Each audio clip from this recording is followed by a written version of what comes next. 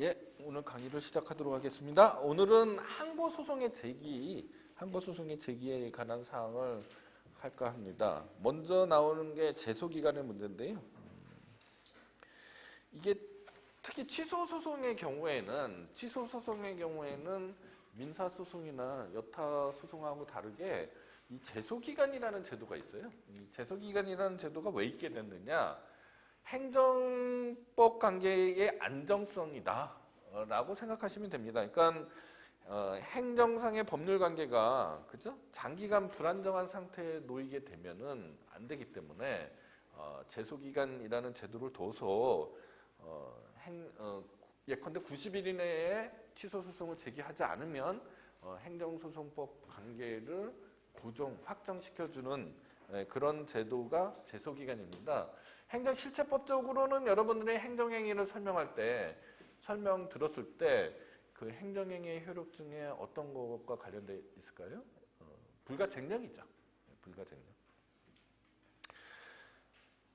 자, 그러면 제소기간을 그럼 어떻게 할 거냐? 제소기간을 어떻게 설정할 거냐? 지금은 현행법은 여러분들 뭐 뒤에서 바로 설명해 드리겠지만은 처분이 있음을 안 날로부터 90일이거든요. 90일입니다. 기본적으로 제소기간은 90일이다. 이렇게 이해를 하시면 되는데 근데 이게 시대에 따라서 제소기간이 짧아지기도 하고 길어지기도 합니다. 이건 입법 정책의 문제다라고 이해를 하시면 될 것 같아요. 그러니까 국민의 권리구제를 길게 해줄 거냐 행정의 안정성을 좀 강조할 거냐에 따라서 제소기간이 60일이 되기도 하고 90일이 되기도 하고 뭐 120일이 되기도 하고 뭐 이런 식으로 달라질 수가 있는 거죠. 지금은 현행법상으로는 처분이 있음을 안 날로부터 90일이다. 이렇게 이해를 하시면 되고 행정심판의 경우도 마찬가지죠. 행정심판의 청구기간도 처분이 있음을 안 날로부터 90일이죠. 제소기간의 준수 여부는 중요한 소송 요건이기 때문에 직권조사기간이고요. 그 다음에 제소기간은 불변기간입니다.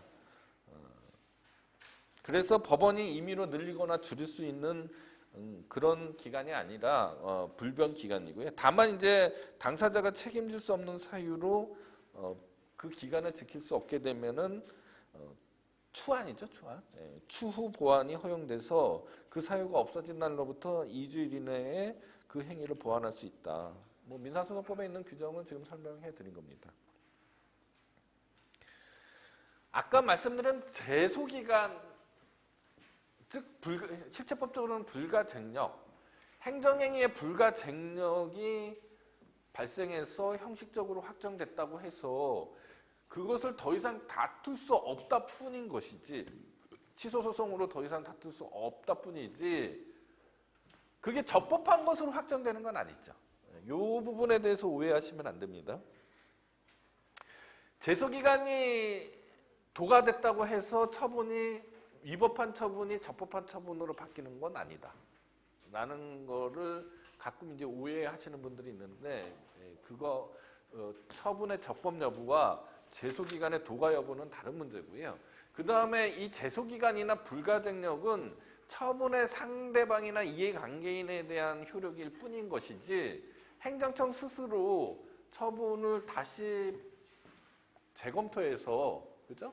직권 취소를 한다거나 할 수 있겠죠. 변경을 한다거나 이런 거는 이 제소기간하고 전혀 관계가 없습니다. 그러니까 처분청은 제소기간이 도과되더라도 직권 취소를 할 수 있다라는 겁니다. 자, 304페이지로 가면은 소송 유형에 따른 제소기간의 제한 여부인데요. 취소 소송은 뭐 당연히 이제 제소기간 여부가 문제가 되는 건데 무효 등 확인 소송에까지 제소기간이 적용되는 건 아니다라고 얘기했고요. 다만 이제 무효 선언을 의미하는 취소 소송의 경우에는 형식은 취소 소송이기 때문에 제소기간에 적용을 받는다. 그 다음에 부작위 위법 확인 소송이 좀 약간 의문점이 있죠. 일단 부작위 상태가 있는 한은 언제든지 부작위 위법 확인 소송을 제기할 수 있으니까 이 제소기간을 둔 의미가 없죠. 없는데 다만 이제 필요적 전체주의가 적용된다라고 하면은 행정심판을 청구해야 되잖아요. 그죠?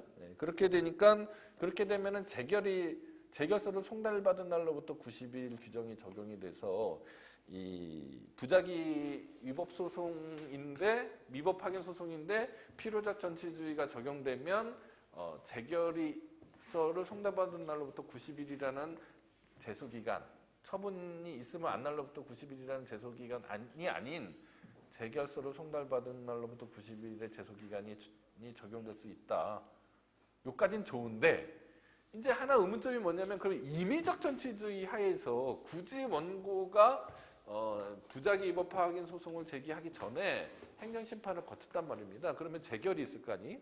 그죠? 그러면 그 재결서를 송달받은 날로부터 이 90일이 적용돼야 되느냐는 거죠. 필요적 전치주의 하에서는 적용되는 건 뭐 마땅한데 임의적 전치주의 하에서는 원고가 안 했으면은 그러니까 행정심판을 청구하지 않았으면은 그러면은 부작위가 있으면 언제든지 할 수 있었잖아요. 소송을 제기할 수 있었는데 굳이 행정심판을 청구하는 바람에 제소기간에 적용을 받게 되는 불이익을 줄 수는 없겠다라는 얘기죠. 그래서 제 생각에는 임의적 전치주의가 적용되는 경우에는 재결서를 송달받은 날로부터 90일이라는 제소기간도 적용되지 않는다. 라는 게 제 생각입니다. 그 다음에 취소소송에서의 제소기간이 중요하죠. 처분이 있음을 안 날로부터 90일, 처분이 있은 날로부터 1년입니다. 행정심판을 거치게 되면은 재결서를 송달받은 날로부터 90일, 재결이 있은 날로부터 1년 이렇게 되는데요. 개별법에서 행정소송법하고 다르게 제소기간을 둘 수도 있어요. 그러면은 특별법에 따르는 제소기간을 우선 적용해야 된다라는 거고. 그 다음에 이제 행정심판에서는 교시제도가 있어서 행정심판 청구기간을 오고지, 불고지 하면은 특칙이 있었잖아요. 불고지의 경우에는 무조건 180일이 된다라고 얘기를 했고요.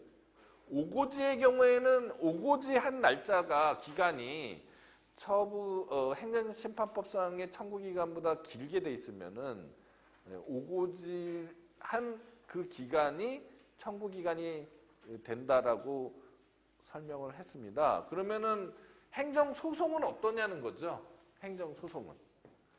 일단 제가 보기에는 행정심판법에 있는 규정을 유추 적용해서 제 생각입니다. 제 생각에는 행정심판법에 있는 규정을 유추 적용하는 게 마땅할 것 같은데 판례는 그렇게 형성되어 있지 않습니다. 판례는 행정심판에만 그것이 적용되는 거고 왜냐하면 행정심판법에 그 규정이 있으니까 행정소송에는 아무런 규정이 없으니 오고지 불고지의 경우에도 처분이 있음을 안 날로부터 90일, 처분이 있은 날로부터 1년이다 라는 게 판례다.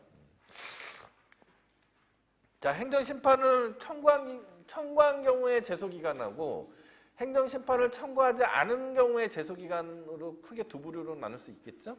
먼저 행정심판을 청구하지 않은 경우에 제소기간입니다. 처분이 있음을 안 날로부터 90일, 처분이 있은 날로부터 1년인데 먼저 도래하는 날이 지나면은 제소기간이 도과되는 겁니다. 그러니까 처분이 있음을 안 날로부터 90일이 먼저 도래하면은 처분이 있은 날로부터 1년이 아직 안 됐다고 하더라도 제소기간이 도과된 거예요.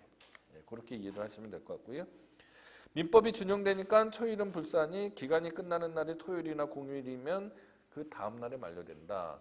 여러분들 공법 기록 연습이나 아니면은 기록형 시험에서 뭐 낼 게 별로 없잖아요. 이거 날짜 계산하는 거 자주 나옵니다. 그러니까 초일 불산입하고 말일이 토요일이나 일요일인 경우 어떻게 해야 되는지 잘 수지를 해주시기 바랍니다. 자, 그러면 처분이 있음을 안 날로부터 90일, 처분이 있은 날로부터 1년이잖아요. 처분이 있은 날은 뭐예요? 처분의 효력이 발생한 날이죠. 여러분들 그 행정법 1시간에 이미 배우셨겠지만 그저 처분이 적법하게 효력을 발생하려면 행정행위가 적법하게 효력을 발생하려면 성립 요건이 있고요. 그죠? 성립 요건에는 뭐가 있었어요? 주체에 관한 요건이 있고, 그죠? 절차에 관한 요건이 있고, 형식에 관한 요건이 있고, 내용에 관한 요건이 있었잖아요. 에다가 효력 발생 요건이 갖춰져야 그래야지 행정행위의 효력이 발생하는 거죠. 만약에 갖춰지지 않으면 위법하게 되는 거잖아요. 그러면 이게 무효냐 취소냐의 문제로 되는 거고요. 그죠? 갖춰지면은 어떤 효력이 발생하냐? 공정력, 구성요건, 효력 등등등등의 효력이 발생하는 거잖아요. 그죠? 네. 그러면은 여기서 지금 말하고 싶은 거는 뭐겠어요? 성립 요건에 관한 걸 제가 말하고 싶겠어요? 효력 발생 요건에 관한 얘기겠습니까? 효력 발생 요건에 관한 얘기입니다. 그러면은 행정행위가 효력을 발생하려면 어떻게 해야 되느냐? 일단 알아야 될 거 아니에요, 수범자가. 알아야지 효력이 발생할 거 아닙니까? 네, 대외적 표시죠, 대외적 표시.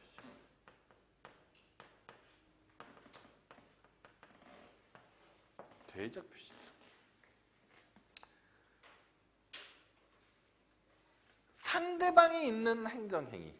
상대방이 있는 행정행위의 경우에 대외적 표시 방법은 뭐예요? 도달이죠. 상대방이 있다. 상대방이 특정되어 있는 겁니다. 여기서 있다라는 얘기는 특정되어 있는 거예요. 상대방이 특정되어 있는 행정행위의 경우에 대외적 표시 방법은 도달이죠. 도달을 시키는 걸 뭐라고 불러요? 도달시키는 거를. 같은 달자로 끝나요. 송달이죠. 거의 넌센스 퀴즈처럼. 상대방이 특정되어 있지 않아요. 상대방이 특정되어 있지 않아요. 일반 처분이에요. 또는 물적인 행정행위예요. 그러면 어떻게 대외적 표시를 하죠? 고시나 공고의 방법을 쓰죠.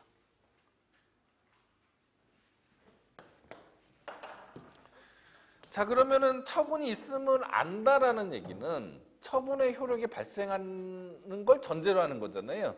그래서 제가 교재에는 법조문에 따라서 처분이 있으면 안날로부터 설명을 했는데 여러분들의 이해를 편의를 위해서는 처분이 있은 날로부터 먼저 설명하는 게 더 이해하기가 쉽겠죠. 그래서 먼저 309페이지로 갑니다.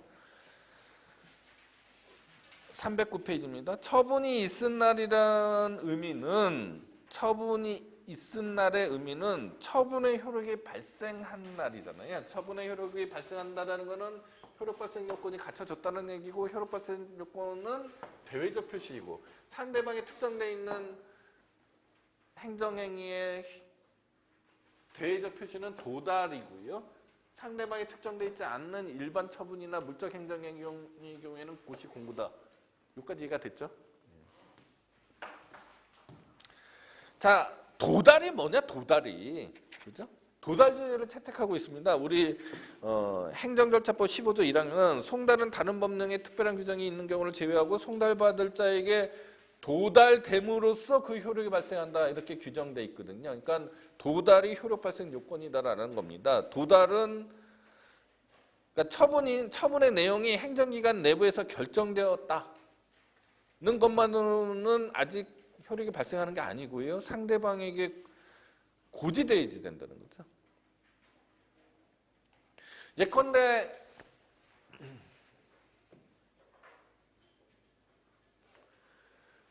아직 적법한 송달 방법으로 송달을 하지 않고 그냥 인터넷에 사전적으로 안내 차원에서 인터넷을 뒤져보면 알 수 있게 만들어놨다. 이런 거 가지고는 아직 처분의 효력이 발생하는 게 아니죠.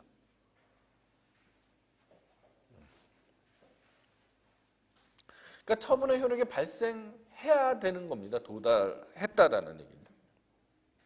도달시키는 방법을 우리는 송달이라고 그래요. 처분의 근거 법규에 송달 방법, 장소, 수령인 등에 대해서 특별한 규정을 두고 있는 경우에는 그에 따라야 됩니다. 예를 들면 행정심판의 경우에는 행정심판법에 송달 방법에 대해서 설명해 놨거든요. 만약에 그러한 규정이 없어요. 그러한 규정이 없으면 우리가 지금 송달이라고 생각하면 송달이라고 말하면은 여러분들은 제일 먼저 생각하는 게 민사소송법상의 송달을 생각하게 되잖아요. 그런데 이 지금 처분의 송달에 관한 얘기입니다. 처분의 효력 발생 요건으로서 송달에 관한 거기 때문에 민사소송법에서 말하는 그 송달이 적용되는 게 아니고요. 행정절차법에 있는 송달 규정이 적용되고 행정절차법에 송달 규정이 없으면 민법에 따르게 돼 있습니다. 그래서 약간의 민사소송법상의 송달하고 약간의 다른 점들이 있다라는 것도 좀 이해를 해주셔야 돼요. 먼저 송달 장소, 송달받을 자의 주소, 고소, 영업소, 사무소 또는 전자우편 주소로 한다. 송달 장소가 아니면 다른 곳에서 가족이나 친족이 송달받았다고 하더라도 가족이나 친족이 수령권을 위임받지 않는 이상 적법한 송달이라고 할 수 없다. 반대로 가족이나 친족이 아니라도 본인으로부터 수령권을 위임받은 자가 송달 장소에서 송달받으면은 또는 송달 장소가 아닌 다른 장소에서 송달받은 경우에도 위임받은 사람이요. 예, 그러면 송달이 된 걸로 보는 거고요. 그 다음에 주소불명하고 송달불명의 경우에는 마치 민사소송법에서 말하는 공시송달과 유사한 제도가 행정절차법에 규정되어 있습니다. 송달받을 자의 주소불명이나 송달불능, 주소불명, 송달불명입니다. 주소불명, 송달불명인 경우에 관보, 공보, 게시판, 일간신문 중 하나 이상의 인터넷에 공고하는 방법이 허용이 되고 이때는 공고일로부터 14일이 경과해야 효력이 발생한다. 바로 효력이 발생하는 게 아니고요. 14일이 경과해야지 효력이 발생한다. 이것도 민사소송법에 있는 규정하고 거의 유사하죠. 그 다음에 이제 재소자나 아니면은 선박 이런 곳의 문제인데요. 이런 곳의 문제인데 민사소송법에서는 그죠? 군사용 청사나 선박에 있는 경우에는 그 청사 또는 선박의 장에게 송달하도록 돼 있고 그 다음에 수용자의 경우에는 교도소, 구치소 또는 국가경찰관서 유치장에 송달하도록 돼 있지만은 행정절차법에는 그런 규정이 없어요. 없으니까 그렇게 송달해도 되고 상대방의 주소지에 그냥 통상적인 송달을 해도 된다라는 겁니다. 그 다음에 수송달자입니다. 송달을 받을 자는 본인 대리인 수령 권한을 명시적 묵시적으로 위임받은 자이므로 동거 가족이나 고용인이 수령한 경우에 적법한 송달로 볼 수가 있다. 근데 별거 가족의 경우에는 적법한 수령이라고 할 수가 없을 거고요. 가족이 아니더라도 생계를 같이 하는 동거인의 경우에는 뭐 적법한 수령인이 될 수가 있겠죠. 그죠? 묵시적으로 위임받았다고 봐서. 그 다음에 도달의 뜻이 뭐냐? 도달의 뜻이. 도달은 상대방이 알 수 있는 상태가 되는 거죠. 상대방에게 알 수 있는 상태. 즉 상대방의 세력권의 우편 송달을 한번 예를 들면요. 우편 송달을 예를 들면 상대방의 세력권, 생활 지배권 안에 들어가면 송달이 됐다라고 보는 겁니다. 그러니까 우편 송달을 예를 들면 행정처분청의 공무원이 처분 서면을 잘 만들어서 봉투에 넣어서 상대방의 주소지에 우편함에 들어가면 도달했다라고 할 수 있는 거죠. 그러니까 상대방이 아는 거하고 상대방이 알 수 있는 상태가 되는 거는 다른 문제죠. 상대방이 알게 되면은 아까 처분이 있으면 안 날로부터 90일이 적용이 되는 거고 상대방이 알 수 있는 상태에 이르게 되면은 지금 말하는 처분이 있은 날로부터 1년이 되는 거죠. 그 다음에 우편법상의 배달과의 관계인데, 자, 우편법상의 배달 증명이라는 게 있어요. 그러면 그 배달 증명이 있으면은 송달된 거냐, 또는 도달한 걸로 추정할 수 있느냐, 이게 문제인데, 우편법상의 배달 증명은 그냥 국가가 우편 업무를 잘 수행했다, 배달 업무를 잘 수행했다라는 증거는 될 수 있어도 도달했다라는 일률적으로 도달했다라고 말할 수는 없다라는 얘기입니다. 그러면 좀 경우를 나눠서 살펴봐야 되는데요. 자, 우편이 등기우편의 방법으로 갔어요. 등기우편의 방법으로 갔으면은 그거는 도달한 것으로 추정을 합니다. 그러나 일반 우편으로 갔다, 보통 우편으로 갔다, 그러면은 이거는 도달한 걸로 보지 않습니다. 자, 그리고 처분이 있은 날로부터 1년인데 처분이 있은 날로부터 1년인데 정당한 사유가 있다. 정당한 사유가 있으면은 1년의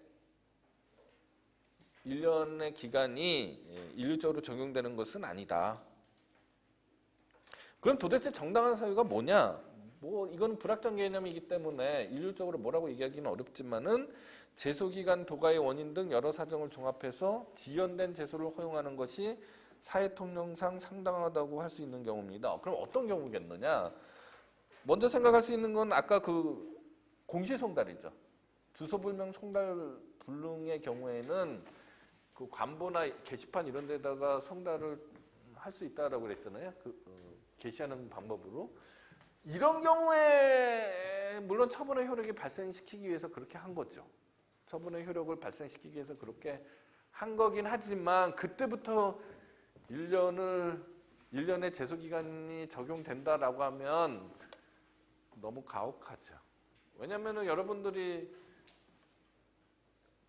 처분청에 게시판 가서 이렇게 잘 안 보죠? 거기 가면은 먼지가 뽀얗습니다. 잘 안 보죠. 예.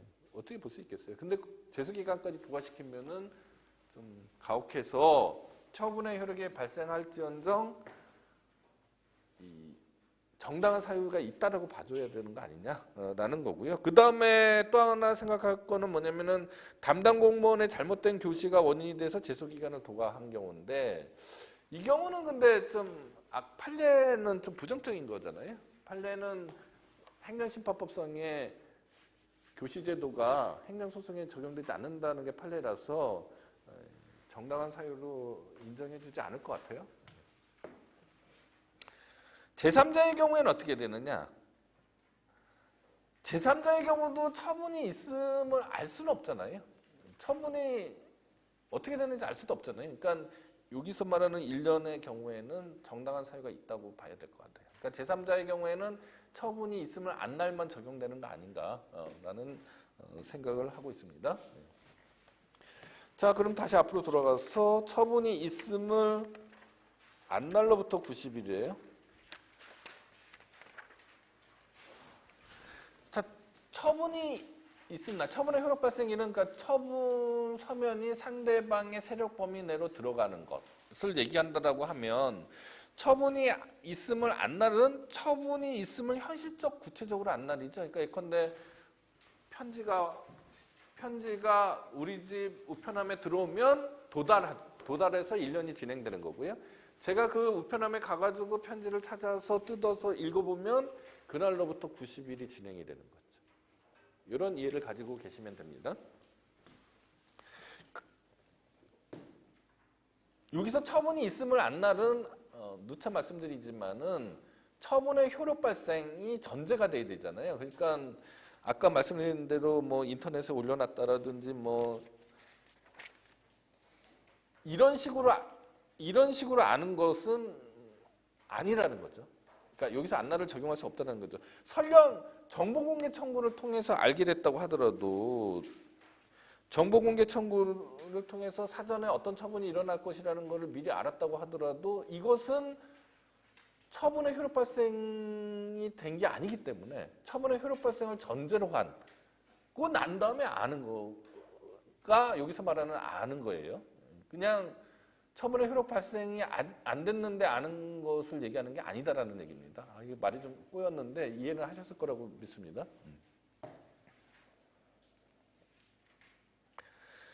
그 다음 또 하나 문제는 뭐냐면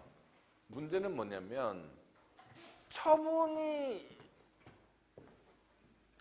효력 발생까지는 처분청에서 증명할 수 있죠.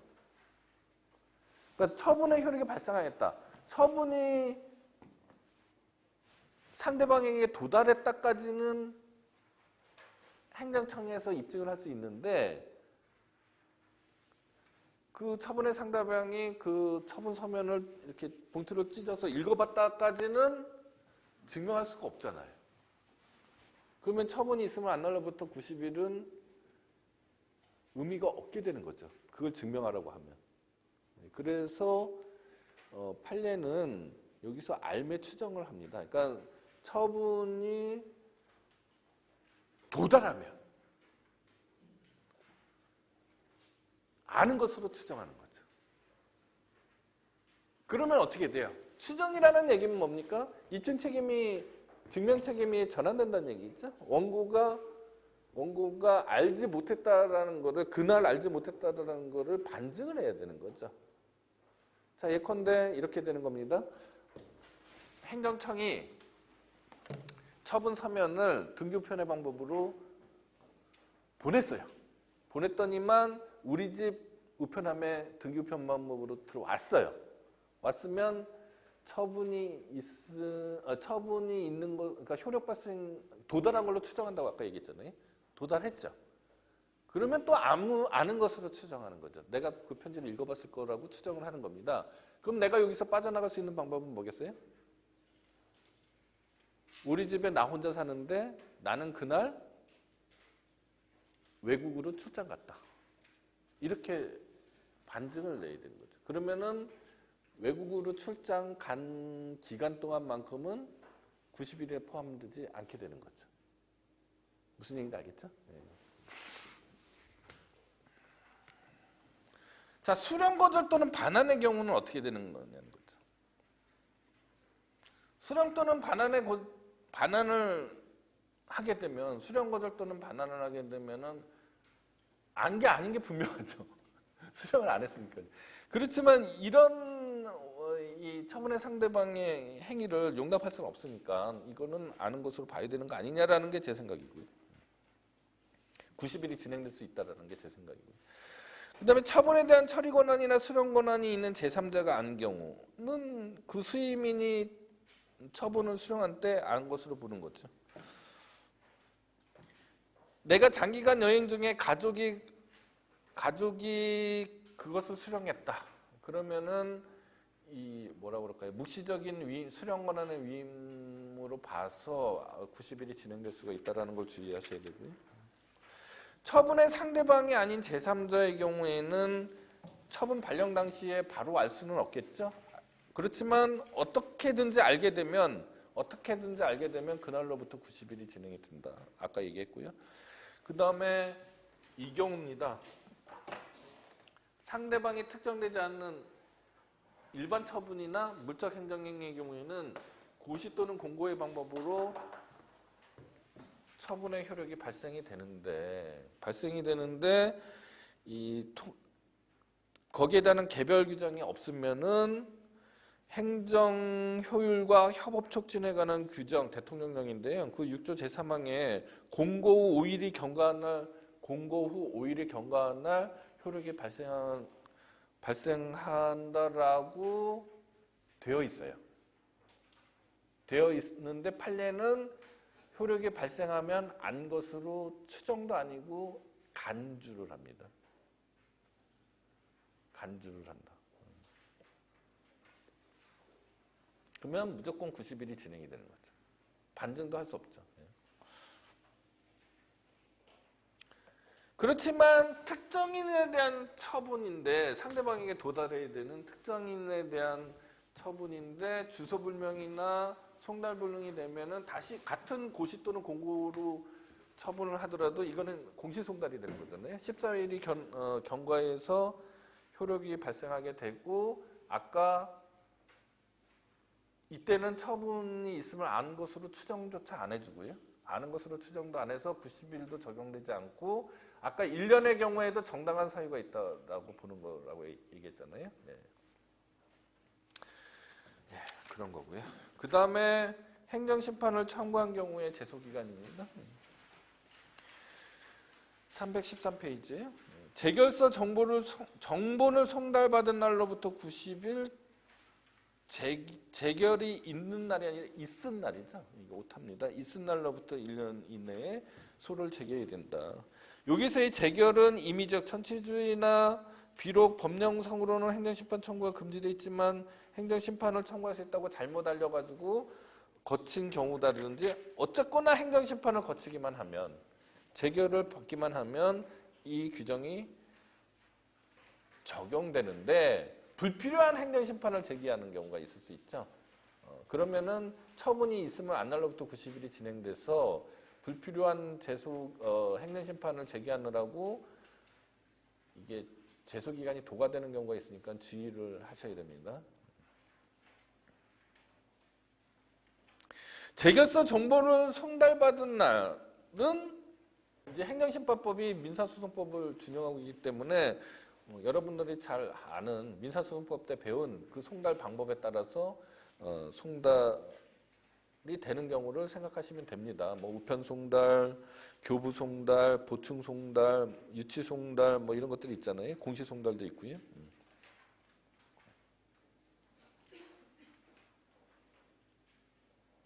근데 재결이 있은 날로부터 1년은 현실적으로 이게 의미가 있는 건지 조금 불분명하네요. 그죠? 의문이잖아요. 왜냐면은 재결의 효력이 발생한 날일 텐데 재결의 효력은 송달이 돼야지, 재결서가 송달이 돼야지 효력이 발생할 거 아닙니까? 그래서 재결이 있은 날로부터 1년이 과연 의미가 있는 것인지는 조금 의문이다. 그 다음에 여기서 말하는 재결은 적법한 행정심판이어야 된다. 예컨대 청구기간을 도과한 행정심판을 제기해서 각하재결을 받았다. 그러면은 그거는 여기서 말하는 재결이 아니고 아니라는 얘기고요. 다만 이제 당사자가 진정서라든지 청원서라든지 이의신청서라든지 답변서라든지 이 행정심판 청구서라고 이렇게 잘 써서 낸 그런 행정심판이 아니더라도 그 내용이 행정심판의 내용으로 보이게 되면은 볼 수 있으면은 여기서 말하는 재결로 봐야 된다. 행정청이 처분 시에 행정심판 청구서의 제출기관을 잘못 알려서 엉뚱한 데다 행정심판을 제기를 하면은 최초의 행정심판이 제기된 그 시점에서 그 시점을 기준으로 제소기간을 계산해야 된다. 뭐 이거는 행정심판법의 규정 내용입니다. 그 다음에 개별법에서 이의신청을 거쳐서 행정심판을 하도록 돼 있거나 이런 식으로 두 단계로 특별행정심판이 규정되어 있는 경우에는 두 개 다 거쳐도 되고요. 한 단계만 거쳐서 제기해도 된다. 뭐 이런 얘기고요. 여기서 이제 하나 문제는 뭐냐? 그 다음부터가 문제입니다. 자, 넓은 의미의 행정심판에는 포함이 되지만 행정심판법상의 행정심판이나 특별행정심판에 포함될 수 없는 이의신청과 같은 약식의 행정쟁송 절차를 거쳤습니다. 이렇게 되면은 여기서 말하는 재결이 이것을 포함한다라고 하면은 재결서를 송달받은 날로부터 90일이 진행이 되는 거고요. 만약에 그렇지 않다. 여기서 말하는 재결은 행정심판법상의 재결이나 그에 준하는 특별행정심판만을 얘기하는 것이다. 라고 하면은 예컨대 행정심판법의 요건을 행정심판법상의 행정심판의 요건을 갖추지 못한 이의신청을 거치는 거는 무용한 절차를 밟게 돼서 무용한 절차를 밟은 거기 때문에 재결이라고 볼 수 없고 처분이 있음을 안 날로부터 90일이 적용된다라는 게 판례예요. 매우 잘못된 판례죠. 매우 잘못된 판례죠. 예컨대 어떤 처분에 대해서요. 법률이 아니라도 하더라도요. 내부 절차로라도 이의 신청할 수 있도록 돼 있다라고 가정을 하자고요. 그러면 당사자는 이의 신청을 할 수 있나 보다 하고 이의 신청을 했죠. 했는데 처분이 있으면 안 날로부터 90일이 지났다고 각하를 해요.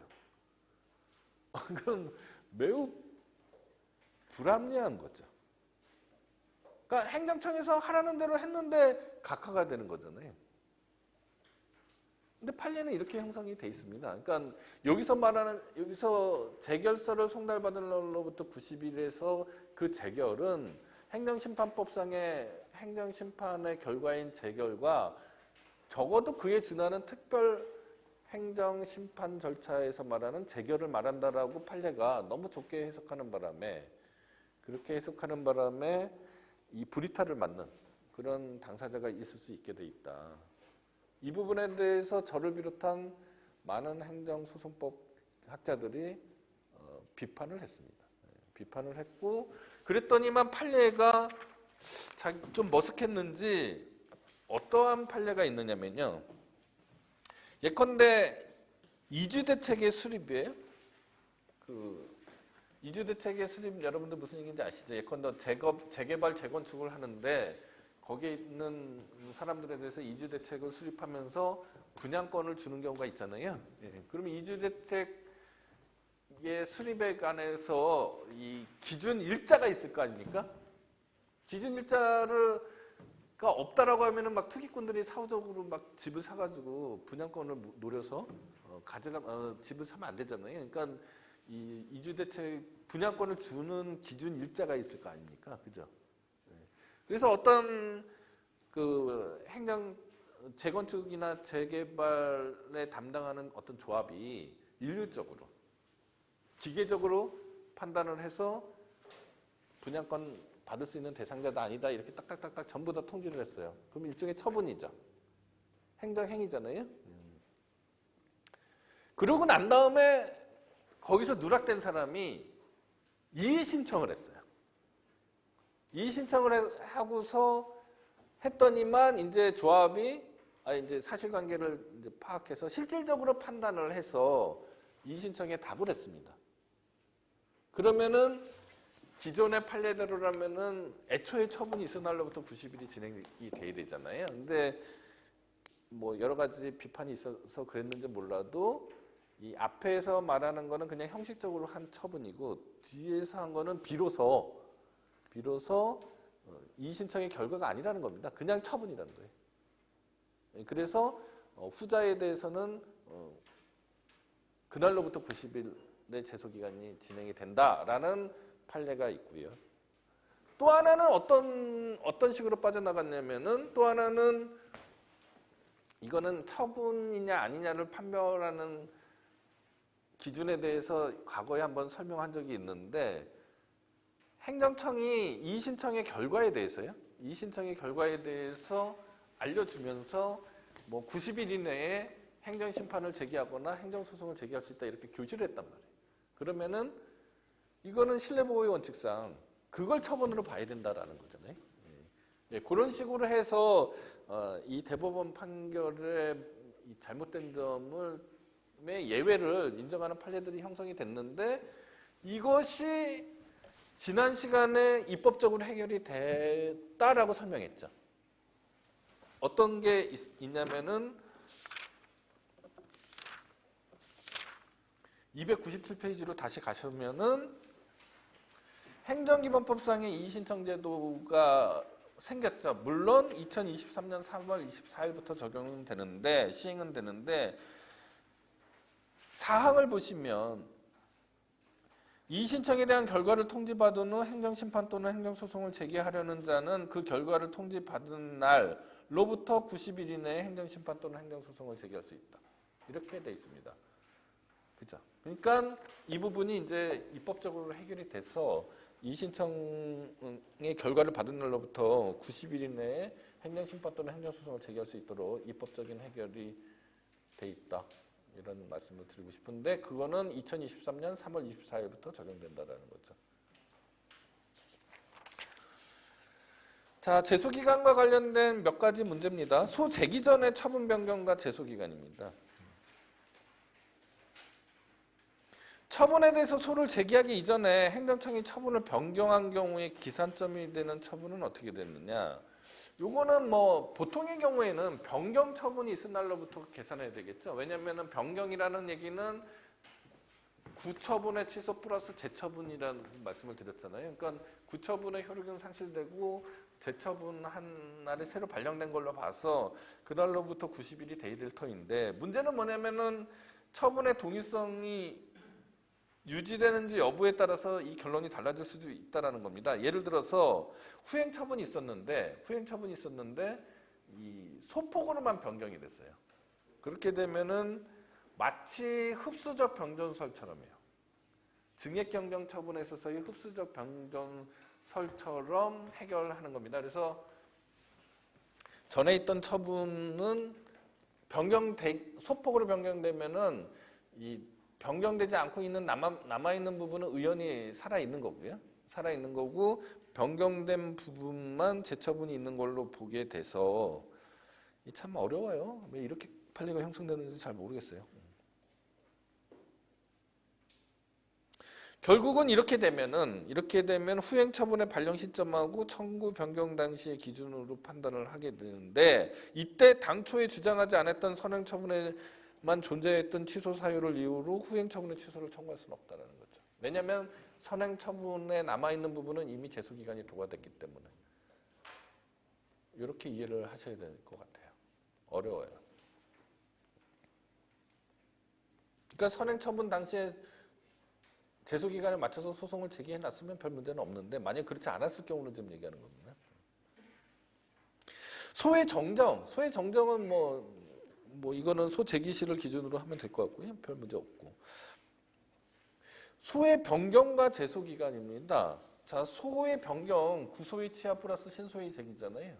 그러니까 이 소 변경시를 기준으로 제소 기간을 계산해야 되는 거죠.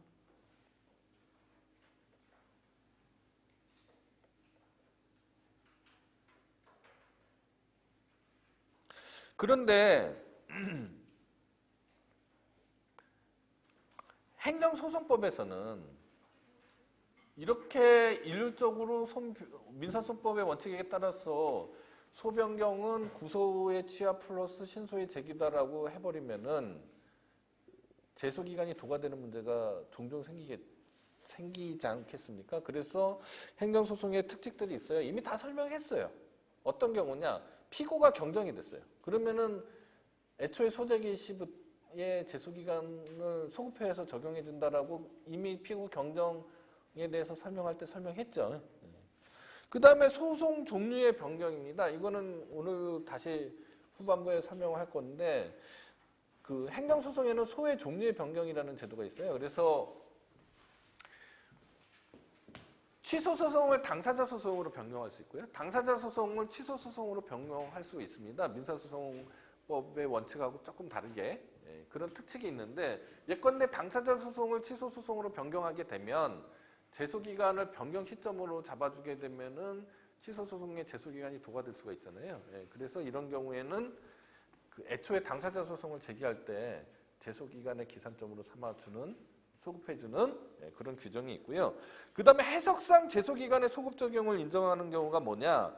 변경 처분의 전후가 밀접한 관련이 있는 경우입니다. 예컨대 변경 전의 청구에 이미 변경 후의 청구까지 포함되어 있다고 볼 수 있는 경우에는 해석상 제소기간의 준수 여부를 앞당겨서 소제기시로 해주는 경우가 있습니다. 예컨대 감액 처분이나 증액 처분이 소송 계속 중에 있었어요. 소를 제기한 이후에 감액 처분이나 조세 처분이, 감액 처분이나 증액 처분이 있게 되면은 거기에 맞춰서 소변경이 늦어졌다고 하더라도 상관없다라는 얘기입니다. 자, 그 다음에 이제 소장 작성에 관한 얘기입니다. 자, 소장을 작성해야 됩니다. 서면주의를 채택하고 있기 때문에 뭐 당연히 민사소송법과 마찬가지로 행정소송의 제기도 소장을 작성해야 되는데, 예컨대 소액 사건에 해당하는 당사자 소송이 있을 수 있잖아요. 그래서 그렇다고 하더라도, 설령 그렇다고 하더라도 구술제소는 허용되지 않는다라는 얘기고요. 소장의 필요적 기재사항, 임의적 기재사항, 기재 양식, 첨부 서류 다 민사소송하고 같습니다. 다만 이제 당사자의 표시 부분에 있어서는 여러분들이 좀 주의를 요해야 될 부분들이 있는데, 행정소송도 민사소송과 마찬가지로 원고, 피고, 뭐 참가인 이렇게 되는데요. 문제는 뭐예요? 우리가 피고 적격에서 설명한 것처럼 피고 적격자가 처분청이죠. 행정주체, 권리 능력을 가진 행정주체가 아니고, 그렇죠? 처분청이 피고가 된다라는 것을 여러분들이 잊어서는 안 되는 겁니다. 소장을 작성할 때. 즉 여러분들이 기록형 시험을 칠 때. 그죠? 그래서 피고 서울특별시장, 피고 서울특별시 하면 안 돼요. 취소 소송의 경우입니다. 항고 소송의 경우입니다. 당사자 소송은 아니죠. 피고 경기도 지방경찰청장, 피고 서초세무서장 이런 식으로 기재를 해야 돼요. 자, 구청장의 경우에는 보통 관행입니다. 관행. 이렇게 안 하더라고 해서 위법하다고 할 수는 없지만 관행이에요. 서울특별시 동작구청장 이렇게 광역지방자치단체를 앞에 수식어로 넣어놓고 행정청을 씁니다. 그러니까 서울특별시 동작구청장이라고 하지 그냥 바로 피고 동작구청장이라고 안 합니다. 그러나 군이나 시의 경우에는 그냥 바로 씁니다. 예컨대 평택시장, 해남군수 이런 식으로 해요. 전라남도 해남군수가 아니고 그냥 해남군수예요. 그 다음에 특수지방경찰 행정청입니다. 예컨대 세무서는 성북세무서장이지 대한민국 저 세무서의 소속이 성북세무서의 소속이 어디예요? 서울특별시 성북구가 아니에요. 네, 대한민국 성북세무서입니다. 성북세무서장 이렇게 되고 동해경찰서장, 경찰서도 국가경찰의 경우에는 그렇죠. 네. 그리고 공법인이 행정주체가 되는 경우가 있잖아요. 행정청이 되는 경우가 있잖아요. 그러면 공법인의 경우에는 한국토지주택공사 대표자 사장 땡땡땡 이렇게 해야 되는 거고요. 주소 안 기재해도 되고요.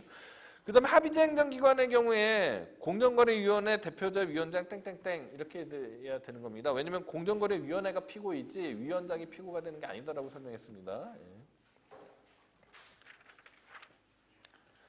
그 다음에 청구 취지. 청구 취지는 일단 취소소송의 경우에는 형성소송이 있죠. 형성소송은 이행의 문제가 남지 않죠. 피고는 2022년 10월 1일 원고에게 한 피고는 2022년 10월 1일 원고에게 한 영업정지 2개월 처분을 취소하라. 맞아요, 틀려요?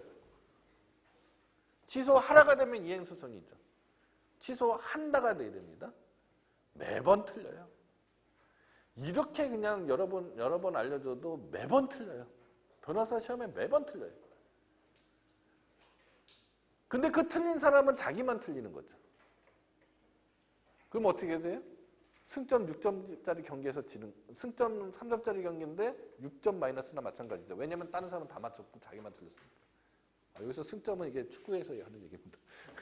제가 축구를 좋아해서. 축구를 좋아하는 분들은, 뭐 남자뿐만 아니라 여자분도, 축구를 좋아하는 분들은 아시죠? 승점 6점짜리 경기가 무슨 의미인지. 청구지 취지 틀리면 승점 6점짜리 틀린 거예요. 지는 거예요.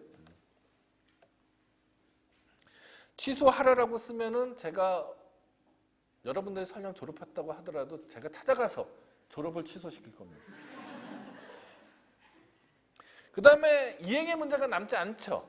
그래서 가집행 선고를 붙이지 않습니다. 그죠? 근데 당사자 소송에서는 가집행을 구하는 것이 보통이다. 당사자 소송 중에서 이행 소송의 경우에. 그런데 여기서 한 가지, 과거에 행정소송법 3조에요. 국가를 상대로 한 당사자 소송의 경우 가집행을 선고할 수 없다라는 규정이 있었는데 올해인가요? 올해 헌법재판소에서 위헌으로 결정됐습니다. 그래서 국가를 상대로 한 당사자 소송의 경우에도 가집행을 붙일 수 있다. 이거 잊지 말으셔야 되고요. 청구 원인은 간결 명료하게 작성해야 되고 구체적인 위법 사유를 기재해야 된다. 이게 좀 재밌죠. 원래는 처분의 적법성은 행정청에서 주장 증명해야 되잖아요. 법치국가의 원리상 당연하잖아요. 그러면은 어떻게 되나요? 원고는 그냥 청구 원인으로 처분이 위법하다라고만 쓰면 되죠. 구체적으로 구구절절히 이 처분이 왜 위법한지에 대해서 쓸 필요가 없잖아요. 논리적으로는 그렇게 생각할 수도 있지만 판례는 구체적인 위법 사유를 기재해야 되고 그 구체적인 위법 사유가 주로 심리 대상이 된다라는 게 판례입니다. 그렇지 않으면은 현실적으로 소송을 진행할 수 없다라는 생각에서 그렇게 한 것 같아요. 자, 그러면은 잠깐 쉬었다가요. 다시 진행하도록 하겠습니다.